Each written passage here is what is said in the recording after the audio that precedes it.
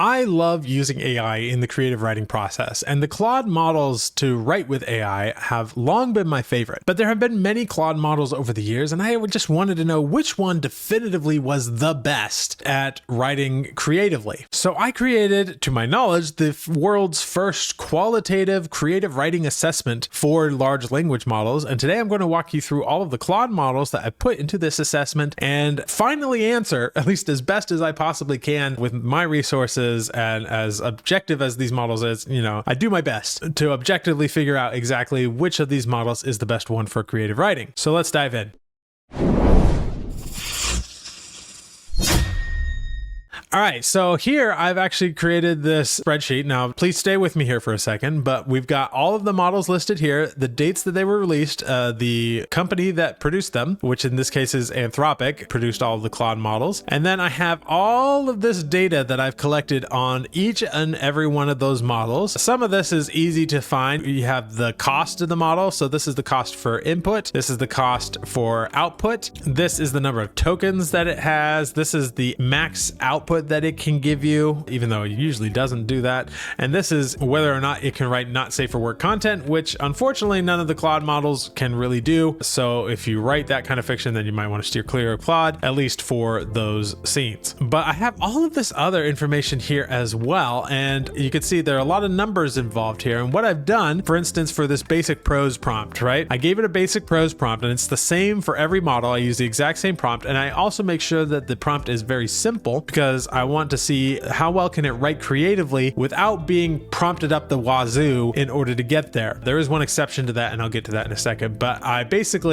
put in this prompt, I asked it for 500 words, and then I marked down here whether it got those 500 words correct. And I put down here how many words it wrote. So did it get close to 500 words? And I give it a score based on that. And then I literally go through that generation and mark all of the words that I think are actually usable, and then I count up how many words those are, and that is this number here. So you can see in case of one, there's like nothing was usable. And this is probably a case where the model didn't actually generate the prose. It refused to do it or what have you. In which case I give it a score of 1 because I need something higher than 0, but essentially there was no good prose there. Now I do have a complex prose prompt here as well. This is a prompt pulled from Novel Crafter actually, which includes a lot more information because I do want to be able to see how big of a difference does it make to have a lot of different prompting here as opposed to a very simple prompt here. But then I also have a dialogue prose prompt that specifically centers around dialogue. I have one for editing where I give it a simple version of prose and ask it to enhance it and make it better, and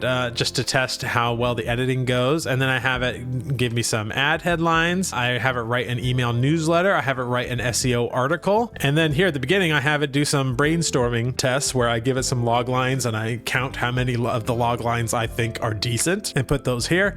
And then I also give it an outline of a 40 chapter outline template and have it generate the outline. And then I count how many of those chapters I think are usable as well. So, and then I put that here. I also do the same with beats and count how many of the beats I think are usable to see basically how well is it brainstorming the scenes and the chapters and the log lines and everything. So all of that gets boiled down into a very complex numbered format where I produce this overall score. And as you can see, if I sort this, the top model, drum roll please, is Claude 3.5 Sonnet, specifically the one that came out in October. So not the first version of it, the second one, which really should have been called 3.6 Sonnet or something like that, but really we just called it the new 3.5 Sonnet. Now this may surprise some of you because a lot of people were upset with this model when it came out because it seemed really restrictive. It wasn't writing as much, but I can tell you there was a very big difference between this and even the previous version of this model, much higher than any of the other models that came before it, which actually surprised me. I was expecting the previous model to do just as well, if not better, because it would write more, but I got more out of 3.5 Sonnet. Now let me show you the actual results here. So first of all, I have all of these test prompts. These are the actual prompts that I'm running for all of this qualitative assessment. So I have the outline test prompt,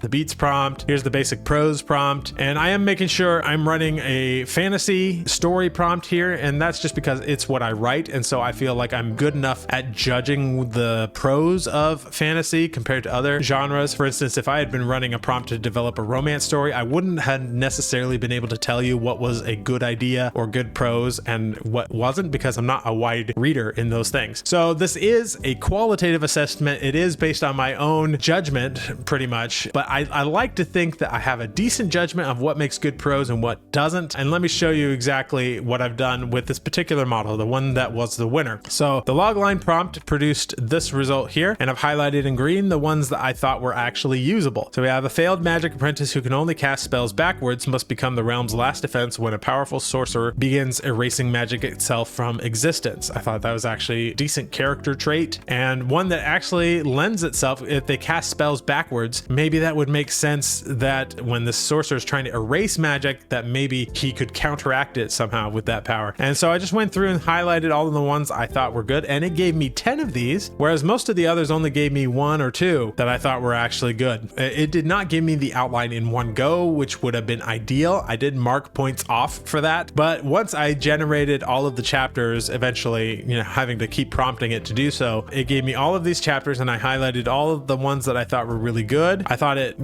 gave me just bullet points, which I thought was great for an outline to just sort of give me the overall thing that was happening in that scene. And it followed the outline pretty well. Now, as is the case with most of these, AI is not really great at creating a whole outline all at once and getting it right and having the logical consistency and everything. And so because of that, a lot of these early chapters are great, but as we go along, you'll see that there starts to be fewer and fewer green. There's still quite a few green, particularly for this one. It got 30 something chapters right, but you'll see, particularly with some of the others, a lot of the chapters are not that great. But I did think this one was pretty good. The same thing goes for the beats prompt here. I just highlighted all of the beats I thought were decent beats. I liked this one in particular because it was speaking in terms of commands instead of just a description of what happens. So it'd say like, show him stumbling, clothes torn, pack empty. He's clearly been running for days, etc. And so it does a good job with that. And quite a few of the beats I thought were pretty usable. Now here is the basic prose prompt. As you can see, I've highlighted in green the bits of the prose that I thought was pretty good. So let's read this first paragraph here. The wind screamed across the barren plains, carrying stinging grit that carved shadows into the dying light. I thought that was kind of an unnecessary sentence, kind of over the top. I didn't really like it. But this next sentence was okay. Jagged rocks cast long fingers of darkness over the wasteland, reaching toward the looming silhouette of Varlden's mountain walls. I think that could be just a decent opening sentence.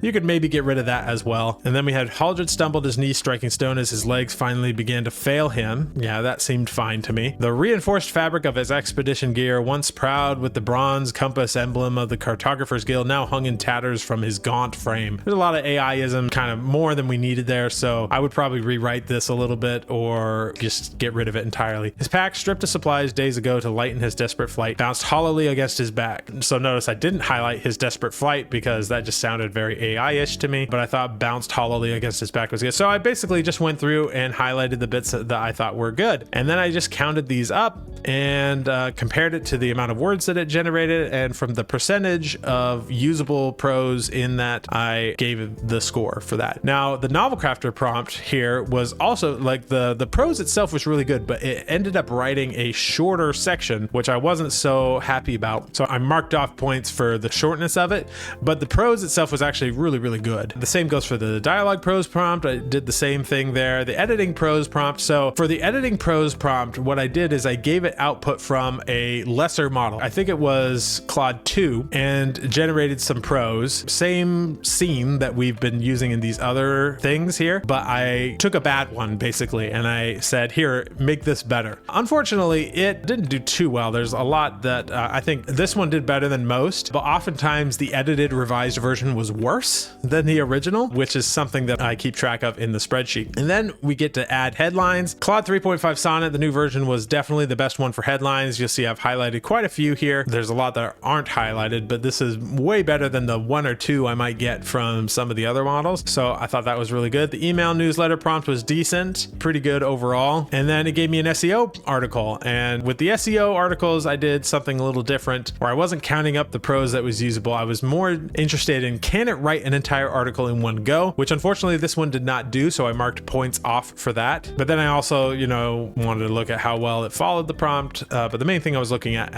is word count and is it usable? Like if it does hit the word count, that's fine, but are the words actually decent? And I would just basically say yes, no, somewhat, etc. And that was it. So all of that, you can see it got, for the logline prompt, it got 10, whereas the rest got much less than that. Got 33 on the outline, whereas the rest got a lot fewer, but it did not get the outline in one go. It only gave me 5 chapters with the first chat. So I had to continue to prompt it to get the remaining 40 chapters. The beats test prompt was good. It had 16, whereas some of the others had less than that. The basic prose prompt gave me 205 usable words out of 347, which I think is the best in terms of percentage. I did get one here. I believe this is Claude 3.5 Haiku, which is another of the more recent models that actually gave me more usable words, but that was a lower percentage of the total words written. And so on and so forth through all of these other prompts. It gave me 7 usable ad headlines. The runner-up only gave me 4. So it's definitely the better one for ad headlines. And then here are the number of usable words from the email newsletter prompt. It did really well there. It did not give me a very good SEO article prompt. The total article that it gave me was 847 words when I was asking for 4,000. And so that's definitely not great. And it didn't give it to me in one prompt either. I also give it points based on how expensive it is. So the less expensive it is, the more points it'll award. And 3.5 Sonnet is definitely, you know, a less expensive, not necessarily super cheap, but less expensive model. It also has a 200K context window, as most of these do. And so I did make one note here at the end that it does seem to have problems generating long responses for fiction. So if you want to write fiction, and also for the SEO article, you would want to go a section at a time rather than trying to do whole chapters at once. As you can see with the SEO article, it wasn't able to generate the whole thing at once. So it'd be better to probably go in maybe 300 or 400 word chunks of that article and build it out in sections. But on the whole, you can see from the overall score here that I gave it that it was miles above the next one, which was the previous version of 3.5 Sonnet, and 3.5 Haiku was under that. And then it goes kind of in, or surprisingly, Claude 2.1 did well, even though I kind of hated 2.1 when it came out. It actually did decently. And then we had the Claude 3, so not the 3.5's version of Opus, Haiku, and Sonnet in that order, just from what I got. Although Haiku and Sonnet were neck and neck, as you can see here. They were very, very close in their overall score. And then Claude 2 and a previous version of Claude 2. So there's 2 versions that are separated different dates. Those were also neck and neck, pretty similar to each other, but definitely lower on the scale. When you count up the number of words that are actually usable, it's definitely not as good compared to the modern novel. So I guess this should be no surprise that the most latest